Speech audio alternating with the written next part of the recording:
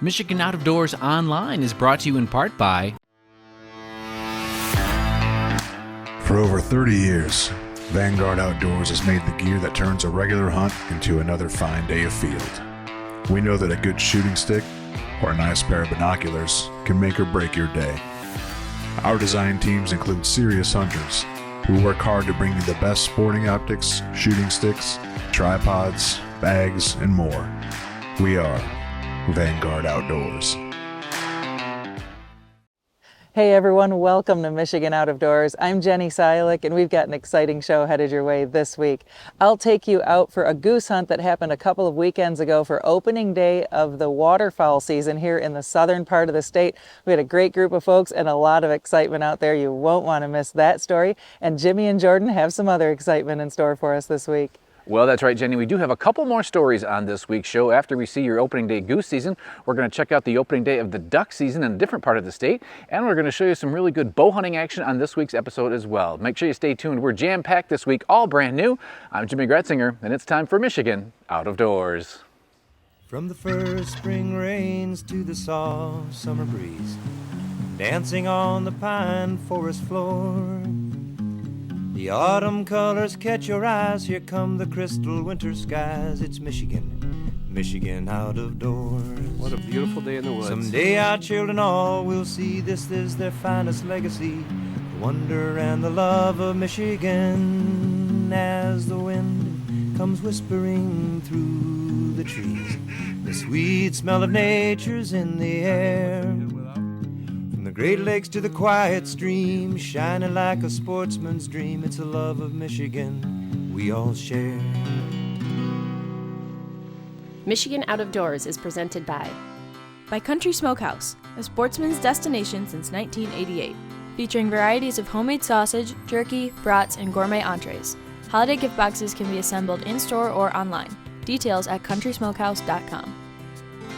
By DR Trailer Sales. From job sites to weekend adventures, we've got you covered, with locations in Milan and White Pigeon, Michigan. We carry PJ, Big Tex, Diamond C, and more. More information is available at drtrailer.net.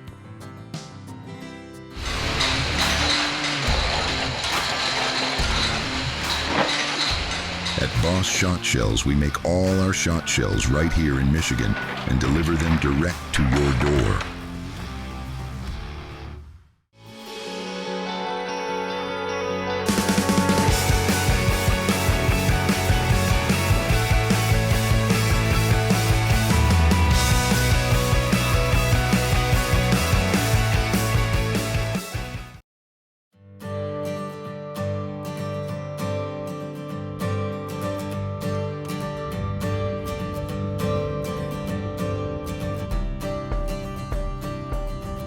Well, today is the opening day of the 2025 waterfowl season. We're in southeast Michigan and we got a pretty good goose feed for this morning. You been scouting them? Yeah, last couple of days it's starting to build up and I think we're up to quite a few hundred. So hopefully it's a good show this morning. How long do you think you've been waterfowl hunting? Ever since I've been 12 years old.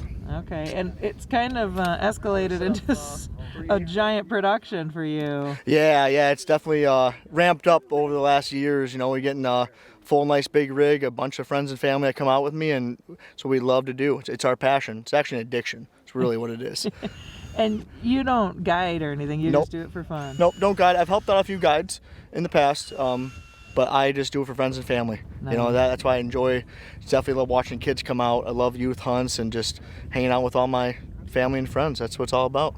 One of Brandon's good friends is Jen Cook, who is enjoying the social part of the hunt after the setup was done. We are out here goose hunting. We're goose hunting some honkers. And what's happening at the moment? Well, right now we're just kind of watching the sky, listening for the geese, and sitting here doing some talking, seeing what all of our other buddies are going on for the day. All right. Mm-hmm. Brandon Bergen has a passion for getting new folks involved in hunting and fishing and has a name for his group. Yeah, we call ourselves Reaching Limits Outdoors, just a fun club name. We actually might end up being a hunting club later on, but it's just a fun little name for us. We just love to try to reach our limit, you know. It was time for all the hunters and Hank the retriever to get in place for the hunt. Before things kicked off, Brandon gave a safety talk. All right, guys, listen up. We're gonna go over a little safety for this morning. Make sure to shoot your windows. Don't shoot over top of anybody's head. I want your windows right. You got your 45s on each side. Pick your bird in your side of your lane. I don't want to hear anybody getting their ears wrong. When we call the shot, I'm going to call it. I'll say in the back or in the front. Everybody shoot that side. And then once the dog is out, there's no more shooting. So when the dog's out on the ground, he'll pick up the birds. If we want to help him, we can. So let's enjoy it. Let's make some piles. As the guns were loaded and eyes to the sky, a single goose snuck in and flew right over top of us. Come right over top of us.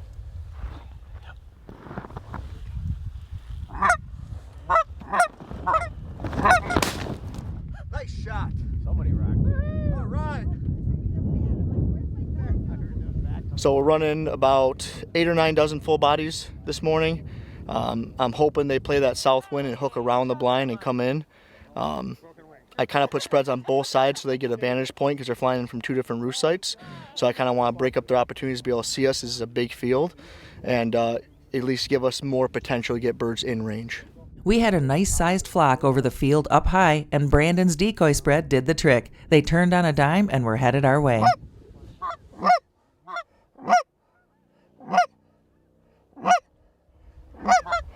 Wind hard.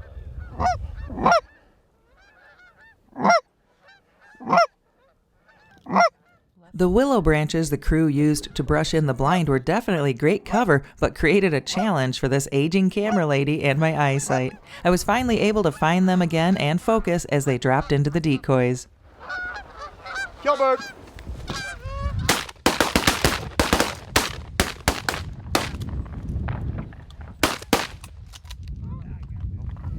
Why do you like doing this? This takes a lot of commitment. It does, it does. I enjoy eating it. So almost every part of the goose I eat, legs, breast, even sometimes the wings, we'll make some crock pot stews out of them on the bigger birds.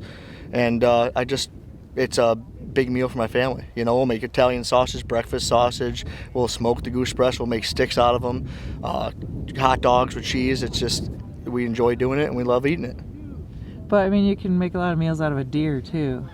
Yeah, I just love waterfowl hunting. You can talk. It's not as quiet. Everybody's cracking jokes and having a loud commotion, just having a lot of fun. So that's kind of how I like it, just instead of the quiet. Yeah, the social aspect of the hunting. Yeah.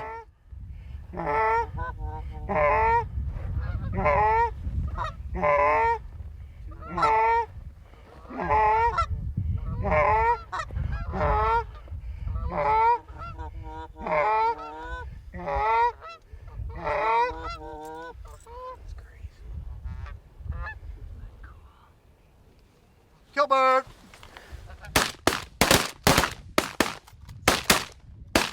Right.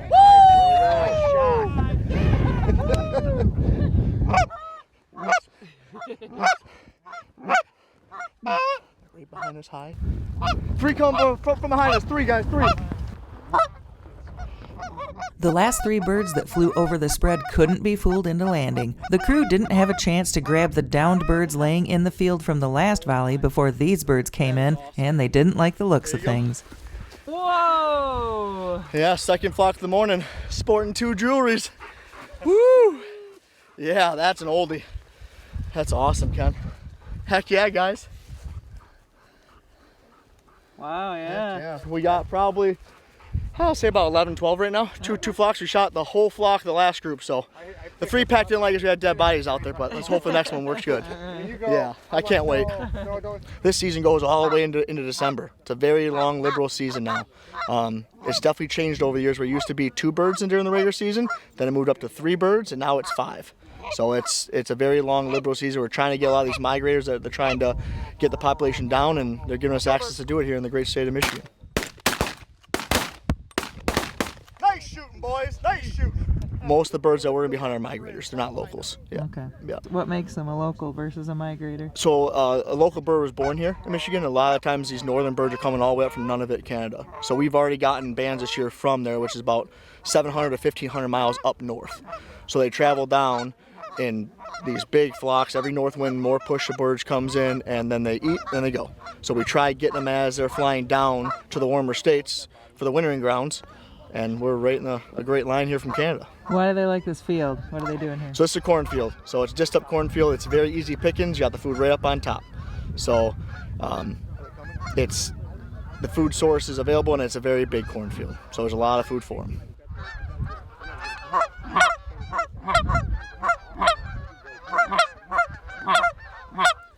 Kill them birds, guys. Kill them, kill them, kill them.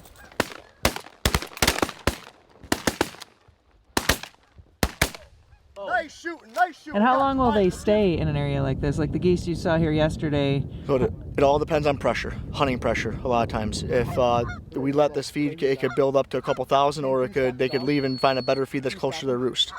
So it all depends on the food availability and then hunting pressure. Kill 'em, birds, kill 'em.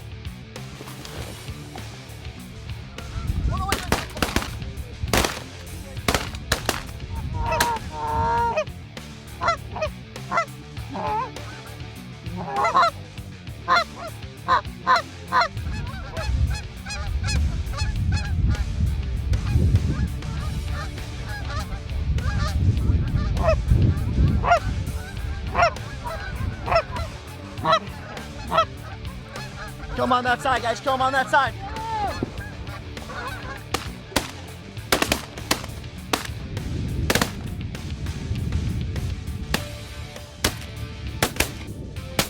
Got him. Woo! Brandon was having a great time with his group of friends and family today. I got a couple of my really good friends and family. I got for family, I have Brian and his daughter Avery, and then I have one of my best friends, Tyler Cook, and his wife Jen. And I got my best friend Chris Demmer, who I had my wedding at, and his best friend Kenny. And I have one of my best friends from college. His dad and mom are with us today. So that's our group. Okay. So what's the daily limit? 5 per person. So we have 9 shooters today, so we're hoping to get 45 birds. Kill a bird.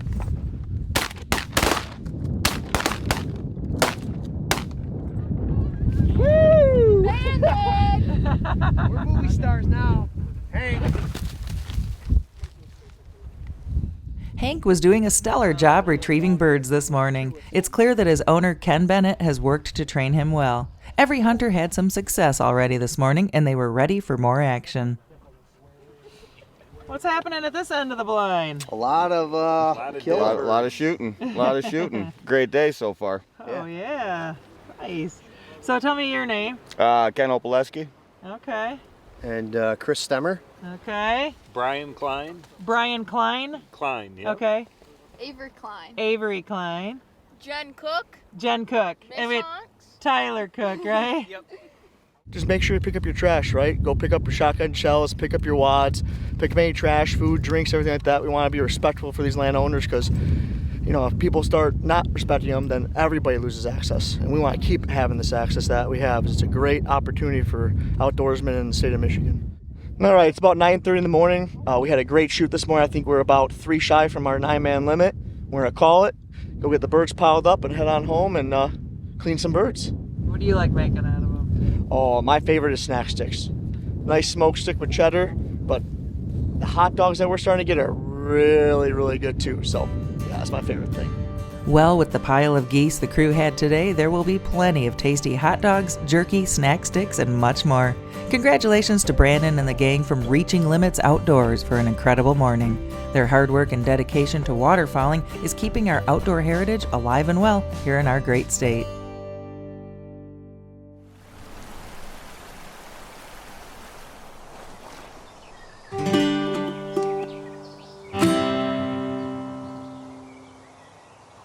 Well, as you can see, they had a great time down there in the southern part of the state. Now we're going to head a little bit further north for the opening day of the duck season. I tell you what, it is a great time of the year to be a sportsman.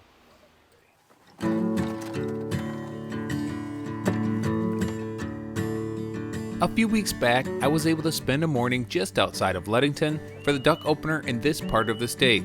Hot and dry conditions were less than ideal, but we decided to give it a try anyway, hoping to get a few ducks to cooperate. Yeah, we're out in Custer, Michigan today. We're down on a cattle pond. Historically, this has been a pretty good spot for us. It's more of a loaf pond. We'll get some generally first action wood ducks, maybe some loner geese, things like that. And then throughout the middle of the day, we're gonna see more of our larger groups of geese that we're gonna knock down. We've knocked down a couple limits of geese earlier this year in this spot, and duck opener, we're excited to get into some woodies and maybe some mallards. So what do we have, 2 dozen geese decoys across the pond. Yep. And then maybe 1.5 dozen woodies. We got some off this tree over here, and then we have some over here, right?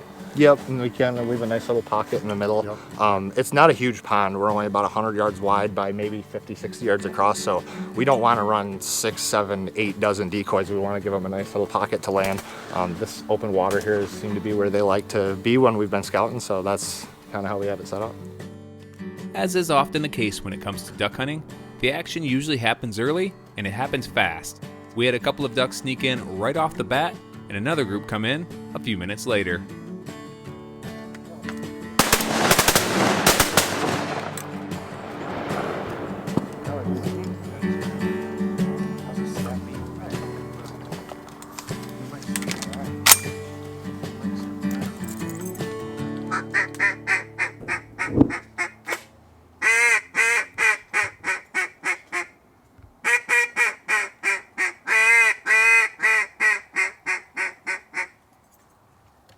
Waterfowl hunting was actually something that I got into a little later in life. I'm from the Benzie County area. I was born and raised a deer hunter. That's what we did. We had deer camp, we bow hunted, we hunted with our guns, muzzleloader. That was the family ordeal. I ended up going to school at Saginaw Valley State University, and some of my friends introduced me to waterfowl hunting, and I became addicted immediately. It was an excellent area. We used to go to a lot of the state managed game areas, your Fish Point, your Niaquin Point, finding your own private spots, and it was such a good hunt, and I just really grew to find a love for it. And as we've gotten older, myself and Rick, we both have young kids, and waterfowl hunting is an extremely family-friendly activity. We take my 4-year-old daughter down here. You know, we take our kids down here all the time. They absolutely love it. So it's just a really enjoyable way to spend your time here in the state of Michigan. We absolutely love it.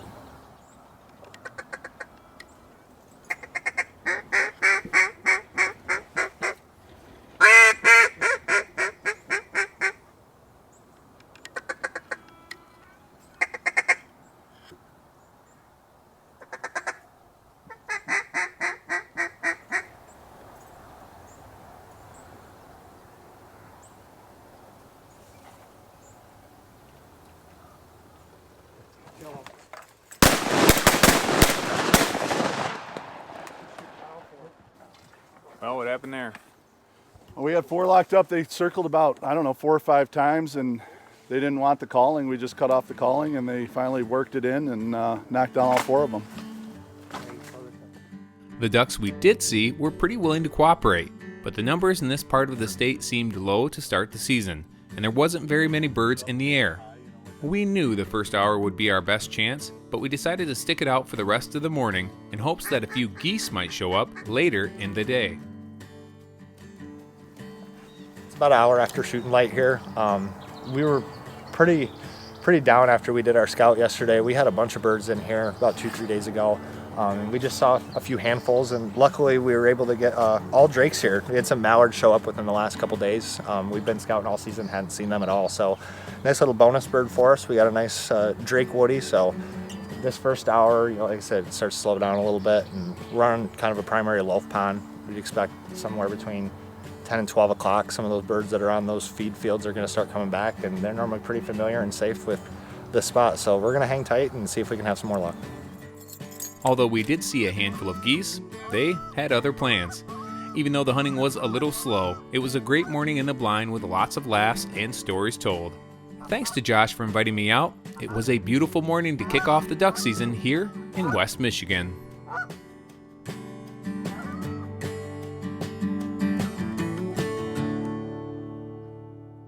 Well, it's always good to see some really good waterfowl hunts, and thanks to Jenny and Jordan for bringing us that. Now we're going to head to the deer stand and see what the first few weeks of Jordan Brown's season look like with Stick and String.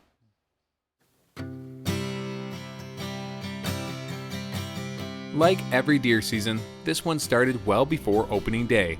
Whether it's looking for shed antlers or working on habitat improvements, I enjoy the work that goes on in the off-season just about as much as the actual hunting season. And after tackling a big CRP project this spring, there was still plenty of work to be done throughout the summer.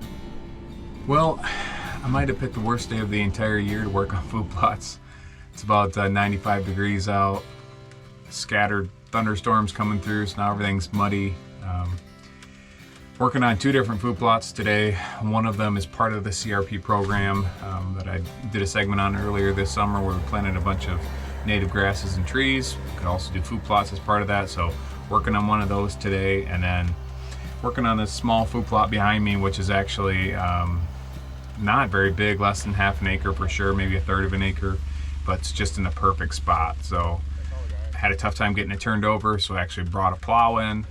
Now we gotta disc it out, we're gonna put some fertilizer down and then bring a rototiller in to smooth everything back out. Really hoping this one turns out. It's in such a cool spot that if it grows well, it's gonna be a great spot.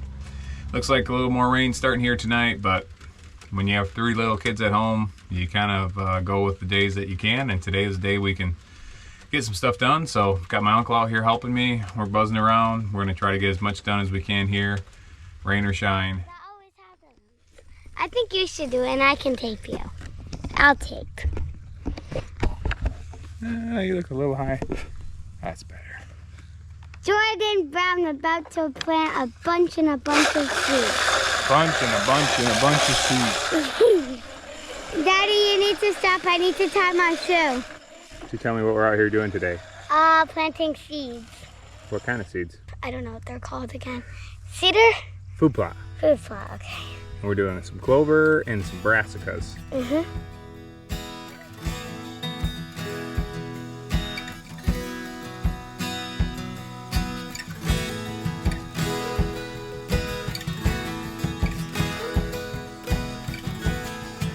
Well, it's October 5th and it is unseasonably warm, but I am happy to be back in the tree stand.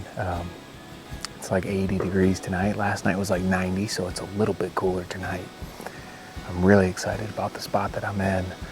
This is a food plot that I put a lot of time and effort into this year, and the results have just been incredible. It's the best food plot I've ever established, and it's not even close. I have actually never killed a buck out of a food plot, so I've been doing them for a long time. Shot quite a few does out of food plots, but never have killed a buck, so maybe we'll change that tonight. Put a lot of work into the property this year. Planted about 1,200 trees earlier this spring. Followed that up with 11 acres of native grasses and established 2 new food plots as part of a bigger CRP project that we've been working on.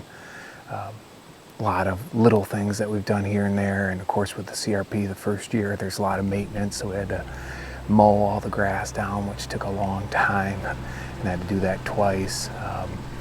Just a lot of work that goes into it. So maybe for the first time in my life, October wasn't something I was waiting for. It kind of snuck up on me, and I'm excited that it's here. Kind of hard to believe, really. Everything seems to be going by so fast anymore that hardly blink and deer season's here, so really just happy to be back out here. Coming into the 2025 deer season, I was focused on one buck in particular, a deer I knew well from the year before that I had found both sheds to and seen a handful of times leading up to season. As the trail camera pictures started rolling in, he was really the only good buck I was getting pictures of, so I focused all of my attention on him. Well, it's October 7th. Back out tonight. It's actually Jenny's birthday today, so maybe some good luck. As you can see, I'm sitting in a blind, which is something I very rarely do with a bow and arrow. Not because they're not effective necessarily, I just like sitting in a tree stand. So I'm hunting one area basically for one buck, and when he's in here he tends to do the same thing. But we have a big north wind today. We had about a 20-degree temperature change, and the north wind makes it really tough for where he's been. So I decided I'd sit in an area where I might see him, and you never know, coin flip, he's probably not going to walk past this blind, but he has before, especially last year. I got some footage out of him this blind. I could have shot him out of this blind last year, so it's possible. I don't think it's likely, but we might see him. I was able to get in here pretty easy. I can get out of here pretty easy, and my wind's much better for this spot than the alternative, so sit tight, see what happens. About a half hour before I ran out of light, I spotted the buck I was hoping to see on the other side of the field. As predicted, he didn't come anywhere near the blind I was in. However, this would be the first of several encounters I would have with him, and as October comes to a close, I'm still trying my best to catch up with him. Hopefully this story will have a good ending, but only time will tell. Thank you so much for joining us this week for Michigan Out of Doors. Make sure you come back in upcoming weeks because we've been busy with a lot of footage for you. We'll be out on an upland hunt. We'll check out some sturgeon in the classroom information, and we'll give you another update on how bow season is doing, and we'll be getting ready for opening day of firearm deer season. If you'd like to see where we are and what we're up to, you can always check us out online. Well, that's right. Online is a good way to kind of keep track of us. If you want to see what we're doing on a more day-to-day basis, you can check us out on our Instagram and Facebook pages. That's a good way to see where we're at and what we're up to. Lots of good stuff happening around the state. Make sure you are getting out and enjoying everything our state has to offer. And if we don't see you in the woods or on the water, hopefully you'll see you right back here next week on your PBS station. Michigan Out of Doors is presented by Get away from it all to your own place. With Greenstone's recreational land loans, we'll help you finance acreage of any size so you can own your own place in the great outdoors. Greenstone. By Great Lakes Firearms and Ammunition, a family-owned and operated firearm manufacturer in Sparta, Michigan, offering a wide variety of calibers and colors, backed by a lifetime warranty. More information available at glfallc.com. By Saab, providing defense and civil security products and services for over 85 years and now part of the Grayling community with our new advanced munitions facility. Career opportunities are available. More information at saabinc.com. By Morgan Composting, a family business located in Michigan. Morgan Composting offers a variety of products, all powered by Dairy Dew organic compost for homeowners and farmers. To learn more about all the product options available for your food plots, visit dairydew.com. Closed captioning brought to you by Double D Ranch Foundation, a nonprofit 501c3 foundation working to make hunting and fishing accessible for those with disabilities.